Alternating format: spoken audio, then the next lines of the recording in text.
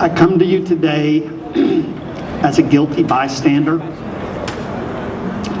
I have not spoken loudly enough on this issue. In the past years, I've worked for Interfaith Dialogue here in Austin, and I know that by speaking today, I will lose some very dear friends. But I can no longer remain silent in the face of this genocide.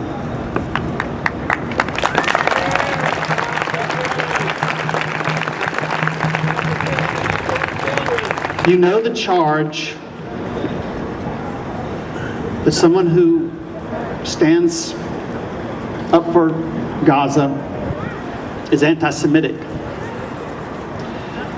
But if it's anti-Semitic to question the policies of Israel, then the prophets of Israel were anti-Semitic.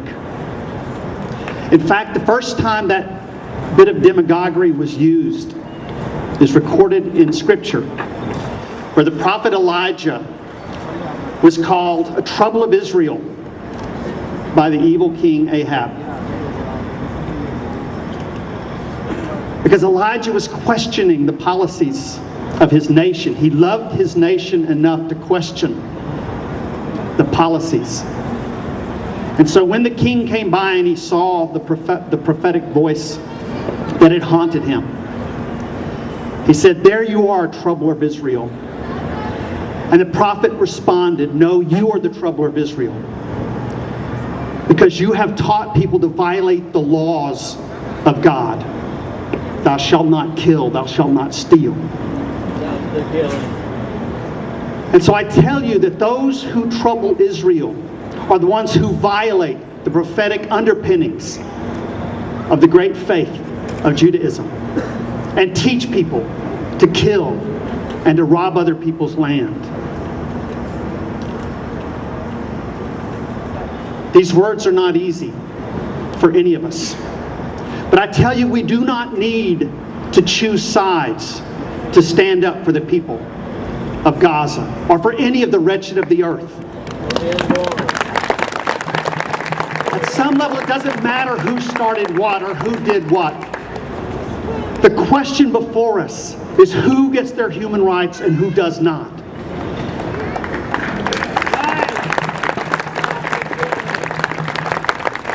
There's a time when each one of us must choose between being the friends of humankind, which means standing up for universal human rights, and choosing fanaticism of nation or of religion.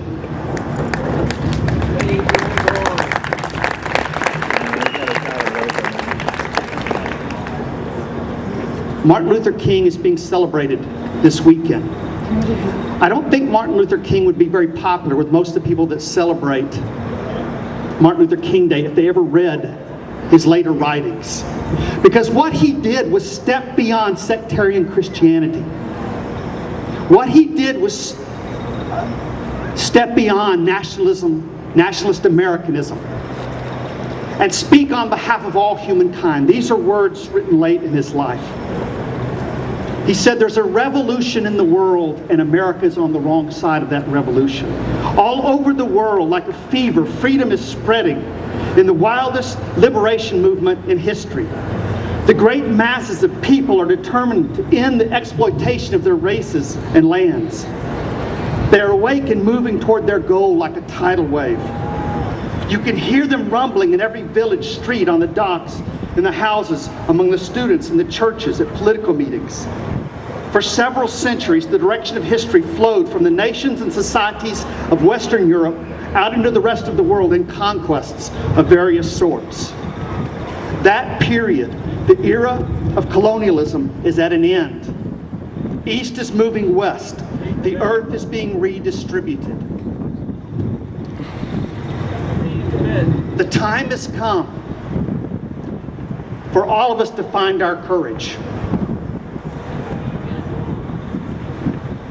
Not choosing sides, but standing for universal human rights for all people.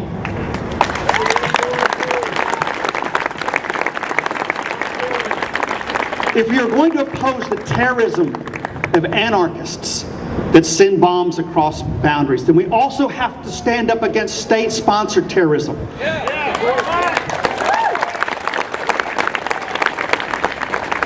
It's a time that we stop allowing people to call the weapons of the poor terrorist weapons, and that say white phosphorus and nuclear weapons and cluster bombs are weapons of civilization.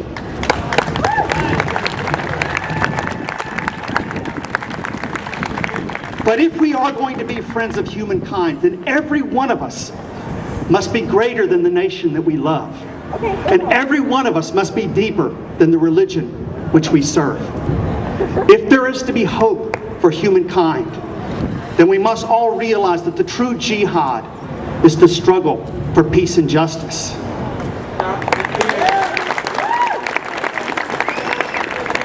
And we must realize that the only promised land that matters is that place where peace and justice reign. And finally, we must realize that the only chosen people who deserve that title are the ones who stand for peace and justice for all of God's children. Thank you.